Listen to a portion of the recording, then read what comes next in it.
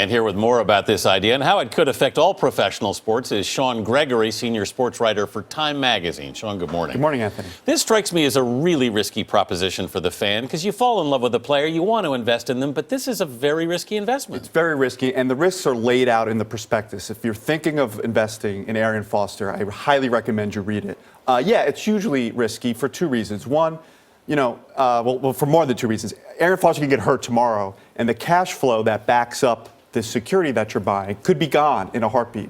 Now, even if Arian Foster does well and makes lots of money, the 20% of his future earnings goes to Fantex, not necessarily to the individual investor. So it's up to Fantex to pay a dividend to the individual investor, and that's not guaranteed.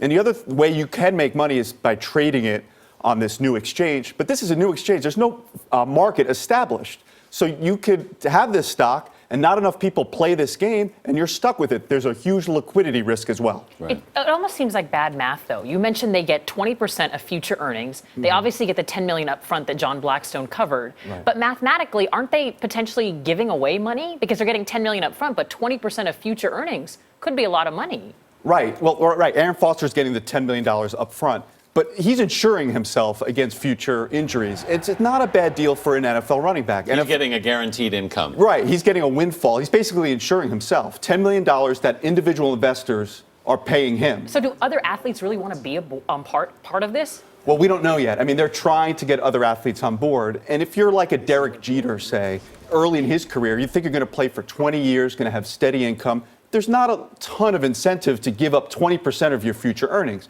For an NFL running back who have much shorter careers, there's a lot more incentive. Where does the NFL itself come down on this? I mean, do they have a role in this in any way? Can they control it in any way? I don't think they could control it. They haven't commented. It could help them. If this thing takes off, it's like fantasy football. Fantasy football has been a huge boon to the NFL because it gins up interest in the game. So if you're investing in Arian Foster, have real money at stake, you're going to be watching Houston Texans games, and that's good for the NFL. Mm-hmm. So let's talk about that risk to the investor then. If you're a fan who buys a stake in your favorite player, then they get hurt or they get cut from the team, are you basically out of luck? Yeah, you can definitely be out of luck. And it's been equated to gambling. In some respects, it's even riskier than sports gambling. If you gamble on a sports team and that team wins, you're going to get paid. If you're gambling on Arian Foster, investing in him, and he does well, he breaks touchdown records, sets rushing records, makes a lot of money off the field, there's still no guarantee that your stock is going to go up. Right. It's not tied to performance directly at all. Sean Gregory, thanks so much for being with us. No problem.